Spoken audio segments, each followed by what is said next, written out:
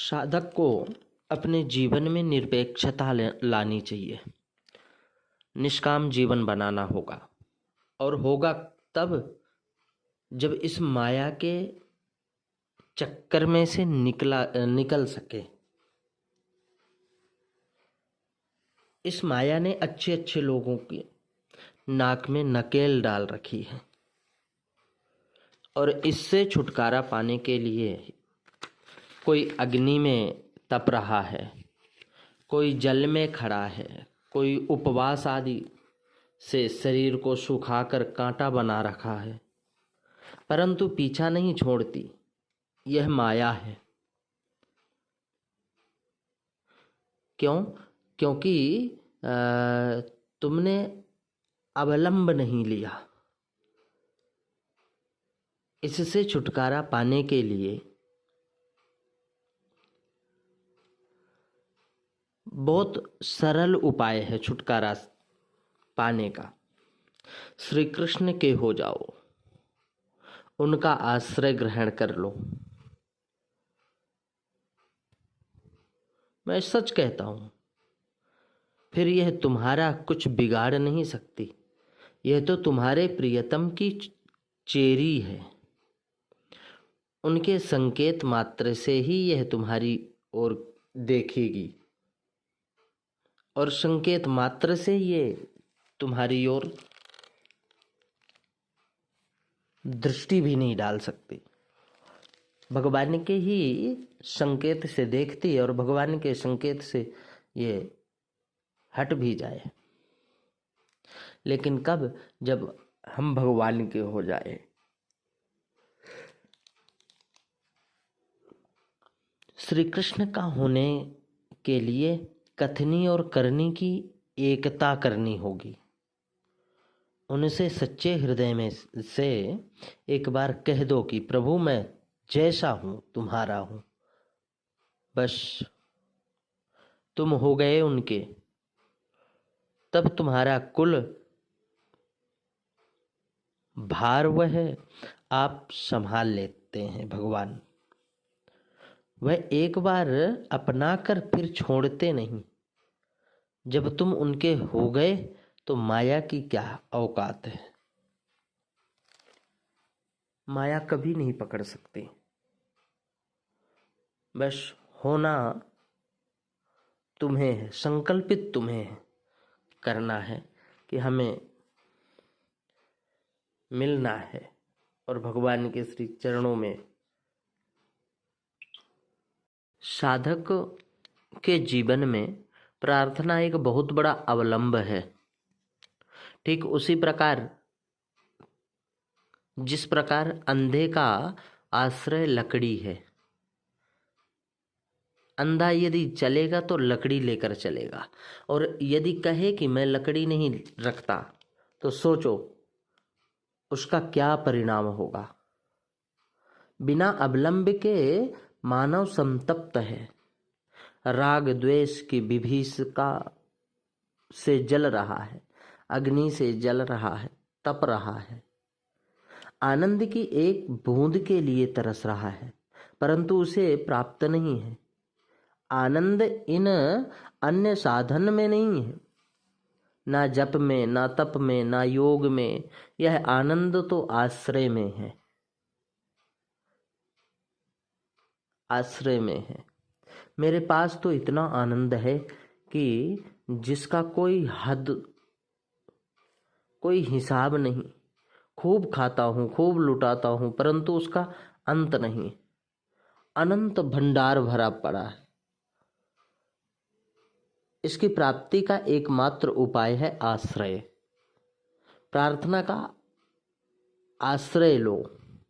प्रभु से प्रार्थना करो, भगवान से प्रार्थना करो और उन्हें अपने सन्मुख उपस्थित मानकर छल कपट का सहारा छोड़कर सच्चे हृदय से प्रार्थना करें।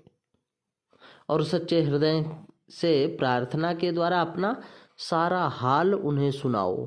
भगवान को मुख से मत कहो, हृदय से अनुभव करके कहो। जरा विचार करके देखो उन परम उदार दया के सागर करुणा के समुद्र के सामने तुम्हारी क्या विषाद। जब किसी दुखी को देखकर तुम्हारा हृदय करुणा से भर जाता है ना, जबकि तुम्हारे पास दया की एक बूंद भी नहीं है, सोचो तो सही उस दया सागर की क्या दशा होगी। तुम्हारी करुण पुकार सुनकर इसलिए घबराओ नहीं, निराश मत हो। बस निष्कपट भाव से अपनी दशा को ठीक विचार करके कह दो, प्रभु मैं सचमुच तो इस योग्य नहीं हूँ। किस मुख से मैं सामने आपके आऊं, पर और जाऊं भी कहाँ। जब मैं अपनी करतूतों की, अपने कर्मों की ओर देखता हूं तो लाज से आंखें नीची हो जाती हैं, निराशा सी हो जाती है। और जब तुम्हारी दयालुता देखता हूं ना, उदारता देखता हूं तो साहस हो जाता है, आशा लता लहरा उठती है। उसी आधार पर सरकार के दरबार में एक अर्जी लेकर के, एक साध लेकर उपस्थित हुआ। भगवान मैं काम तो सदा वही किए जो तुम्हें अच्छे नहीं लगते, आपको अच्छे नहीं लगते। जो आप चाहते हो वैसा एक भी तो काम नहीं किया। जो कुछ भी हुआ और जो कुछ किया, अब तो मैं जैसा हूँ तुम्हारा हूँ। भगवान यह दिल से, हृदय से, मन से जैसा भी हूँ, अब आपके श्री चरणों पर समर्पित है ये दास। अब आपकी इच्छा, कुछ भी करो तुम जानो, पर देखना एक बात अवश्य है, मेरी करतूतों पर ध्यान मत देना। अपनी ओर ही देखकर न्याय करना। मैं तो सोचता हूँ कि भगवान आपका ध्यान करूं, सो मुझे आता नहीं, कैसे करूं। कोई जप तप करूं तो शरीर में सामर्थ्य नहीं है, कोई नियम लूं तो निभता नहीं है, व्रत लूं तो सधता नहीं है। कहाँ तक बताऊं आपको मैं अपनी हालात। भगवान मुझे श्री चरणों में प्रणाम करना तक नहीं आता, तब भला किस मुंह से आपके सामने मैं कुछ कहूं। बस तुम्हारी परम उदारता का नाम सुनकर अत्यंत असमर्थ होते हुए भी आया हूं। अब आप जानो। इस प्रकार विचार पूर्वक सचमुच अंतरात्मा से, हृदय से जब तुम अपने को असमर्थ समझकर अति वेदना से व्याकुल होकर रो पड़ोगे ना, दुनिया के सामने रोने से कुछ नहीं मिलेगा। दुनिया के सामने हम रोते हैं तो हमें लोग हंसेंगे ही, बाद में चौराहे में फिर बात चर्चा चलेगी। तो उनके सामने नहीं, भगवान के सामने रो पड़ो और चढ़ा दोगे प्यारे के भगवान के श्री चरणों में 2 अश्रु पुष्प।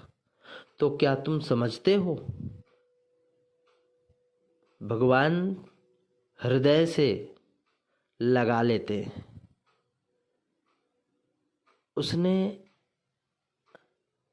उनसे रहा नहीं जाता। फिर वह कितने उदार हैं,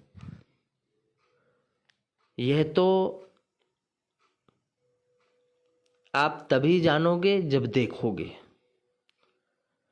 फिर कोई अभाव तुम्हारे जीवन में रहेगा ही नहीं, आनंद, बस आनंद ही रहेगा। इसलिए भगवान के आर्द हो करके और भगवान के हो जाओ। जब हम भगवान के हो गए तो फिर सारे संकट हमारे दूर हो जाते हैं हमेशा के लिए।